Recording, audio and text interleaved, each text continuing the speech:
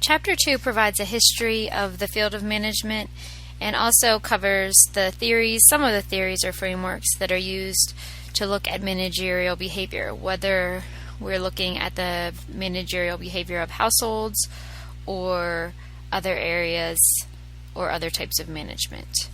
Theories are used to explain our behavior and also help us understand how and why people do the things they do. Theories are important in a variety of fields. Different parts of theories and different theories are used in practically every discipline. To provide an overview of this lecture on Chapter 2, we'll first cover the history of management, a brief overview of management's history, covering some of the factors that have affected the development of the field of management, the four broad eras of management in terms of households, and also a little bit on research regarding management. We'll also cover or define theory and review what the functions of theory are. We'll go over systems theory and its components and how it relates to the management of households, and also economic theory and how it applies to families and households. Looking at Era 1, whenever we're talking about the four eras of management, allows us to see what the value of household production is. Household production is a legitimate form of economic production. It does have value. A lot of times people don't value this as much as maybe they perhaps should. For example, childcare, cooking, cleaning, those are things that would be very costly if you were paying someone to do them rather than having somebody in your home do them or doing them yourself. Many of the products that households did purchase were delivered directly to the home. For example, doctors would come to the home, make home visits. Tailors would come to the home and make alterations to clothing. A lot of groceries were delivered, ice, milk, baked goods. Many of the products that households purchased were brought to them rather than them going off to the stores and purchasing them. There were also store purchases. In stores, you would go in and the items might be on a shelf behind the shop owner. The shop owner would take the products off of the shelves and hand them to you.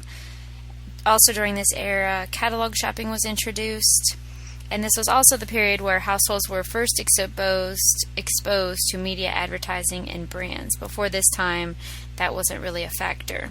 During this period, there was a focus on improving health, sanitation, and hygiene. This is not surprising because during that time, most houses didn't have indoor plumbing or electricity. These were things that were just becoming to be more popular in homes, but were still pretty rare and only found among the wealthy.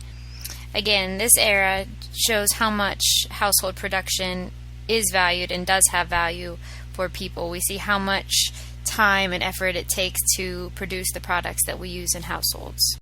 Daily chores during the second era, or Era 2, included shoveling coal into furnaces, washing dishes, washing and hanging clothes to dry. There was a lot of canning of fruits and vegetables and mending of clothes. So although the clothes were made outside of the home, the household still tended to mend the clothes themselves. During this era, household equipment was introduced. This included dryers and dishwashers. However, much of household work during this period was still repetitive and arduous. The early equipment wasn't as highly automated as ours is today. During this era, there was a focus on efficiency, step saving, and task simplification. So, for example, if you were living in this era, you might read about in a magazine the best way to iron a shirt, how to most efficiently iron a shirt and do it in a correct, specific way. A lot of the books published during this era were focused on the right way to live or the proper way to live. So, for example, some of the books that were published were on or had information on how to properly feed an infant, how to properly air out a room. There were specific steps that you were supposed to follow for each task. The third era is the 1950s to 1960s. During this time, household work was a mix of hands-on and machine-aided. Most houses had indoor plumbing by this time. Most of them had electricity, a modern kitchen, and laundry equipment, which is what made that shift from Era 2 to Era 3. Another shift that was seen, not necessarily in terms of the family's themselves, but in terms of houses, is that new homes often had large picture windows in front. That's something that was new during this era. Some of the things that were focused on during this era are the family values, goals, standards, resources, and organization and process. There was a goal of looking at the optimization of families, so the way for families to have the best outcome with the least amount of resources. This was the period that saw a slow shift away from focusing on work performance in the home and more focusing on the families themselves and trying to have maybe the best family that you could. People moved from gathering in the kitchen during this era to gathering in the living room. With the introduction of the television and more households having a television, that became a focal point for the family and more of a meeting area for the family. The fourth era of management is Era 4, and it's from the 1970s to the 1980s. This is when Deacon and Feuerbach introduced their systems framework. The systems framework still dominates the study of management. It shows how to look at individual and family problems with specific features, and we'll cover those in a few slides. During this era, great rooms replaced separate living rooms and family rooms, so rather than having these two separate living areas, they were combined. Master bedrooms and bathrooms became master suites, kitchens increased in size, and microwaves were introduced. Shifting back to the systems framework, what systems framework looks at is the interconnections of families, the homes, and greater society. So they're looking at rather than looking just at the family and what goes on within the family, they're looking at how it connects to the home, how it connects to greater society, and all of these factors working together affect each of the other things. So for example, your neighborhood might affect you and who you are rather than just you and your family affecting who you are. Systems theory has been used to look at a lot of things within the field of management, and researchers within the field of management have often used this systems theory to look at families and families' behaviors as well as other things in the larger environment. There are two broad areas of management research: the financial or economic resources research, and then the human or household resources research. The financial or economic resources research is based on, for example, how households manage their finances, how they make economic decisions. There are a lot of different things that fall within this area of research. We might look at how people learn about money management, all of the different financial decisions that households make. The second broad area is human or household resources. Time use is one of the most researched topics within this area, and it's one of the most researched topics within the broader field of home management. Researchers look at how much time we spend in housework, how much time is spent on childcare, who does what tasks within the home, when do they do these tasks. For example, a household, they might look at a household and see how many activities or what activities do men typically do, what activities do women typically do, is there a difference, is this changing over time? One study that was done on the value of a stay-at-home mom, where they kind of added up all of the tasks or jobs that a stay-at-home mom completes throughout her week or day, and then they changed it into a yearly salary or an annual salary. And the study showed that adding up all of these things, the value of a stay-at-home mom would equal about $138,000. And this is another example of how household production does have an economic value, but it's often not thought of in that way. There are many theories that are used within this study of management, and we've covered one of these when we were talking about Era 4 with the systems framework. A theory is defined as an organized system of measurable ideas or beliefs. The theories in these measurable ideas or beliefs are generally about human behavior within the field of management and are based on observations that are made as well as past experiences. They're useful because they reduce wasted time and effort, and they provide ways for us to structure the thoughts that we have and the knowledge that we have about specific behavior. One single assumption about something doesn't make that a theory. The theory is actually the system of assumptions or principles. So it's the group of principles or assumptions together is what makes the theory. The theory then permits us to form, or allows us to form, hypotheses, which are predictions about future occurrences. One example of a theory is the life cycle theory, which predicts that we borrow money early in our life when we're not working during our school years. During our working years, we save that money. That money is saved to use during retirement, and during retirement we spend down our savings so that at age 100 we have zero money left. This is a general theory that's used to look at saving behaviors a lot of times. It allows us to form these hypotheses or predict future occurrences. Somebody who is researching retirement saving behaviors might make certain predictions about how people will act in the future based on this life cycle theory. The theory is useful because the researcher doesn't have to go start from scratch and try to make assumptions, form their own assumptions. They have a starting block where they go to first. The main function of theory is to organize observations and information so that we can make sense of the events that are happening around us. You might, for example, have your own theory of how to get through college or how to get through a specific class. You might form your own theory based on a set of hypotheses. Other functions of theory are to predict or to predict future behavior and to control or alter behavior. You might predict that you'll be happy in a certain career, so you make specific choices to help you get to that career. Not all of our predictions or the theories that we might make are conscious. Some of these are unconscious. For example, we might assume that we don't like some type of food, so we don't even look at that food on the menu. Systems theory was developed by Deacon and Feuerbach and is used to analyze or describe a group of objects that work together to produce some end result. With systems theory, we're looking at the integrated set of parts that all function together for some specific end purpose, and it can be living or non-living things. Systems theory is frequently applied when we're studying management. We might use it when we look at family financial management, how a family splits power, how people make decisions when they're buying a home. One of the most important features of systems theory is that it emphasizes the interconnectedness and interactions among the different systems. We're not just assuming that one specific thing is the only factor affecting a decision. We're looking at all of the outside things.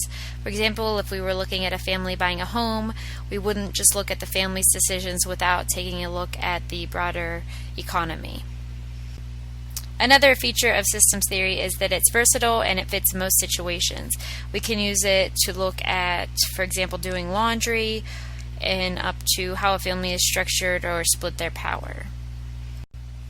The four main elements of systems theory are inputs, throughputs, outputs, and feedback.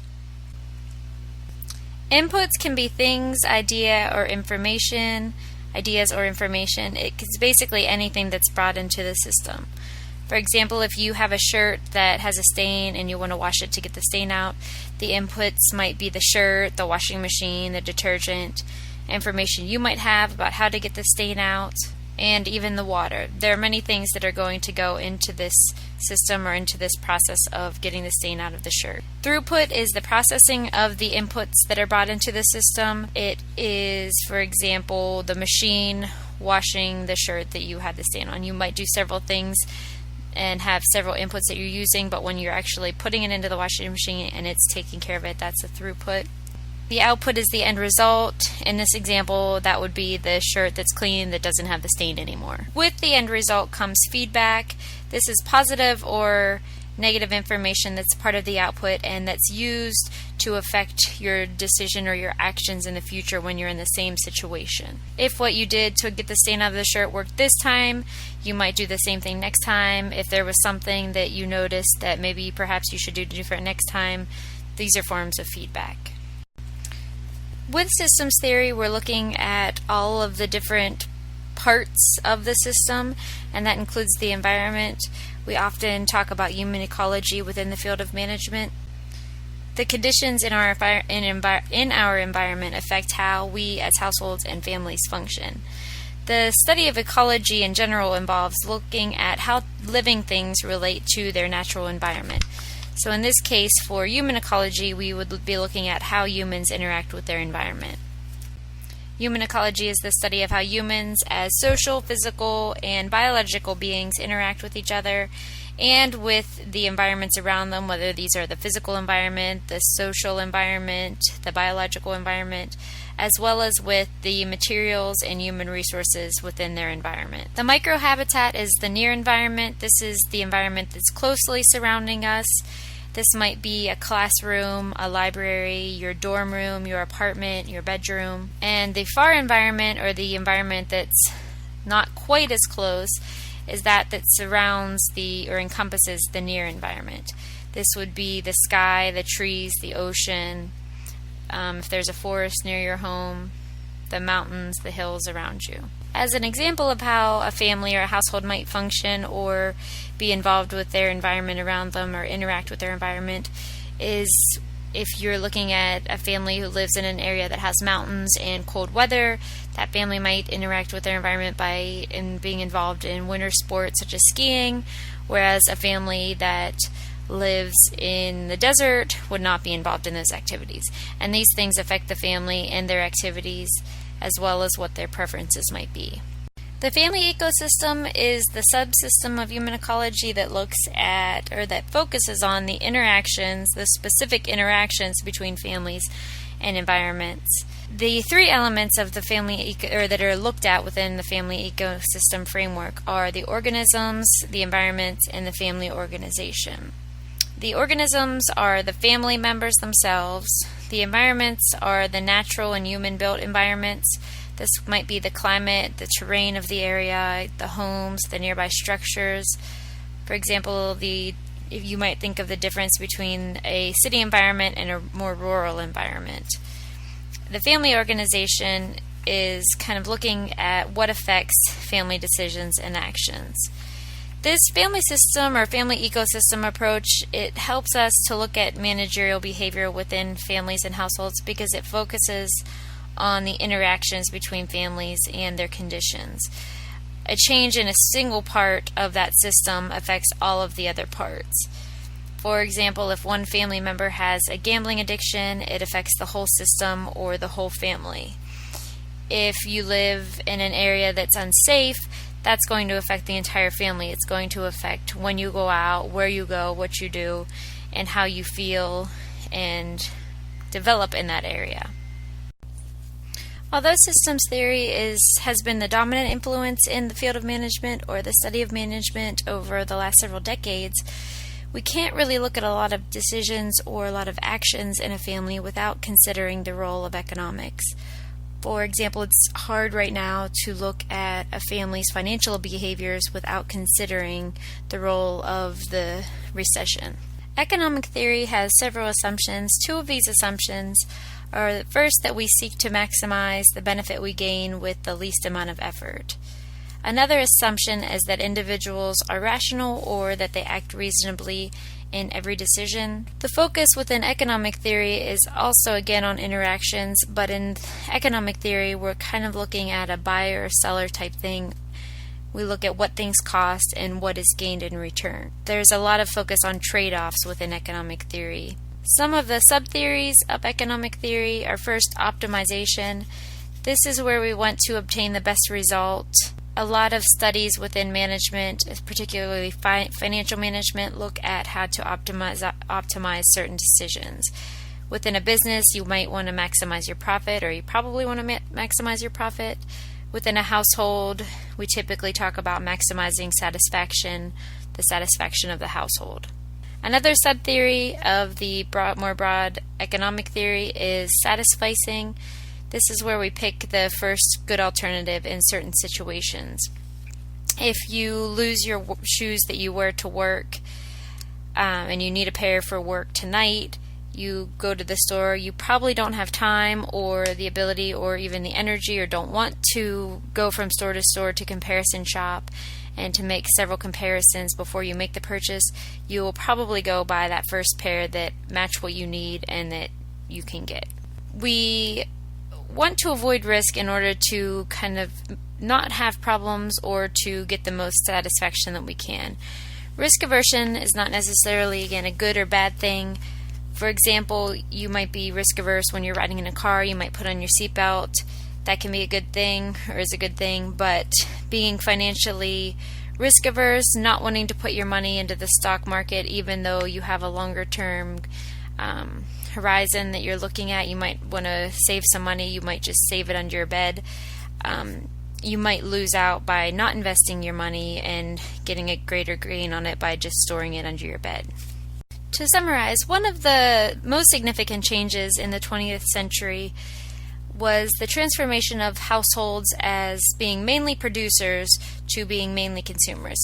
Today we live in a consumer society, and this is changing the way we look at management, and it has also made looking at management more complex.